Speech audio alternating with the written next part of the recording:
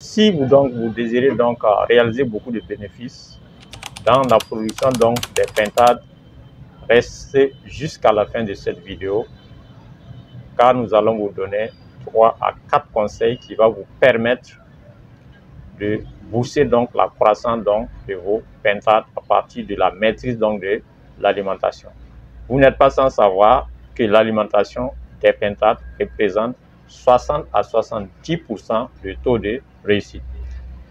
Rater donc cette phase, c'est rater la méliagriculture qui est l'élevage des pintades. Pour ceux qui n'ont pas eu à visionner notre vidéo concernant la première partie sur l'alimentation des pintades, allez-y voir, c'est par là. Donc abonne-toi et mets-nous un like pour nous permettre de faire plus de vidéos gratuites pour vous. Donc nous tenons à vous informer que nous faisons des vidéos les lundis et puis les mardis, et tout ça c'est gratuit.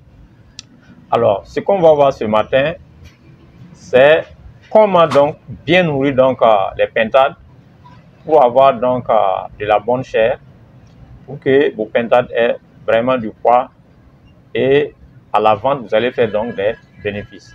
Alors en rappel, vous avez 3 types d'aliments dans la production des pintades. Vous avez des aliments énergétiques, à savoir par exemple le maïs. Vous avez les aliments de croissance, à savoir surtout le soja et du coton. Et enfin vous avez des aliments protecteurs tels que les eaux-calcinées, les phosphates, les CMV, donc les herbes vertes. Donc ces aliments contribuent à renforcer le système immunitaire de la pintade. Donc ça évite que la pintade tombe malade. Donc ce sont des aliments qui sont protecteurs. Alors ceci étant expliqué, alors il faut savoir que l'élevage des pintades, si vous n'avez pas une maîtrise à la base, vous allez perdre beaucoup de pentados et beaucoup de pintades plus tard. Dans les vidéos précédentes, nous avons eu à vous dire que la mortalité des pintades peut aller jusqu'à 80 voire 100% autour de 1 mois. Donc, restez jusqu'à la fin de cette vidéo et abonne-toi si tu n'as pas encore fait. Alors, au niveau de l'alimentation des pentados, vous avez 3 phases. La première phase concerne la phase de démarrage.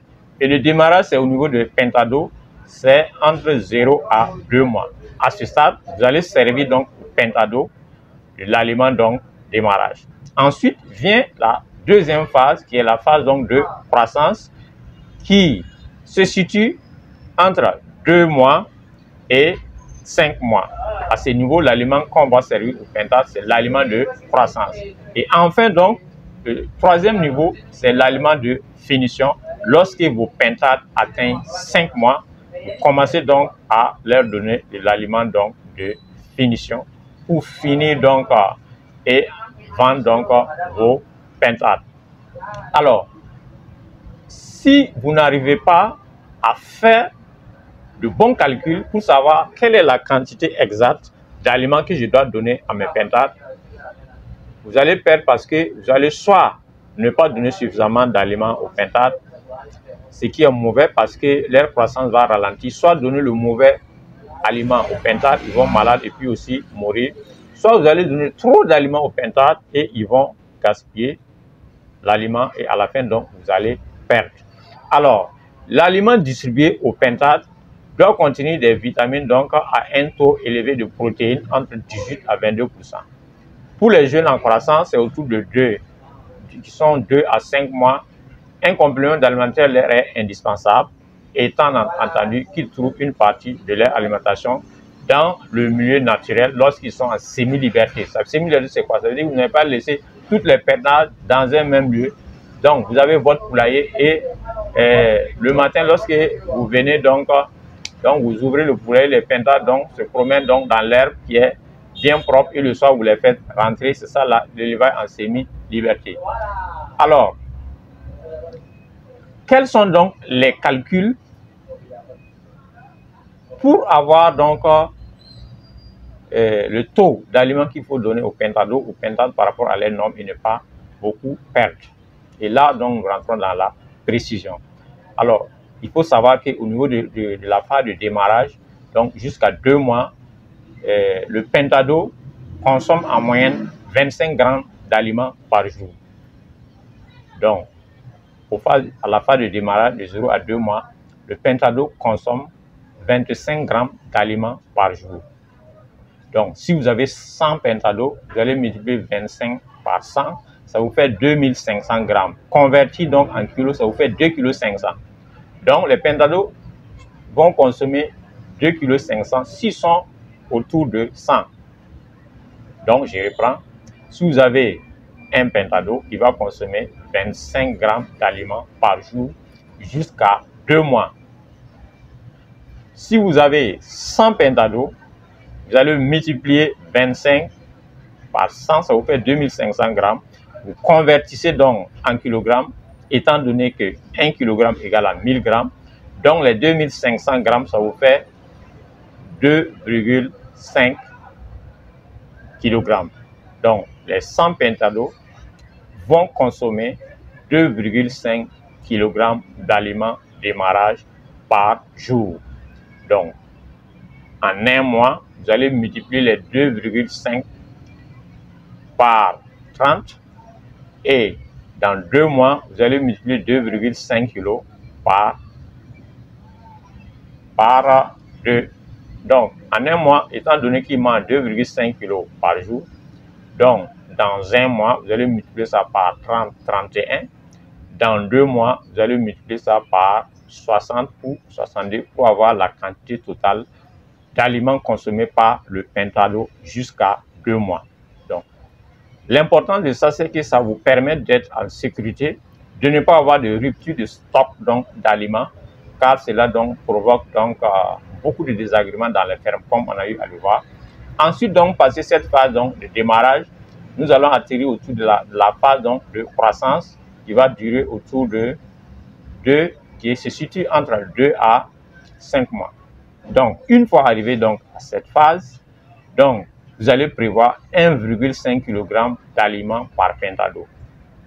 Donc, au niveau de la phase donc, croissance, donc, à partir de 2 mois, vous allez prévoir 2,5 kg d'aliments par pentado, soit 600 grammes pour le premier mois et 900 grammes pour le deuxième mois. Donc, ça, c'est par pentado. Si vous avez 100 pentados qui sont déjà à 2 mois, ça veut dire que vous avez fini la phase de démarrage.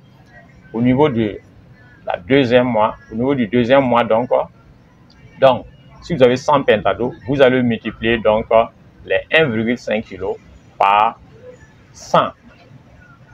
Donc, ça va vous faire 1500 kg. Si vous voulez voir ça fait combien de sacs de 25 kg, vous divisez donc les 1500 kg par 25, ça vous donne le nombre de sacs d'aliments qu'ils vont consommer par jour.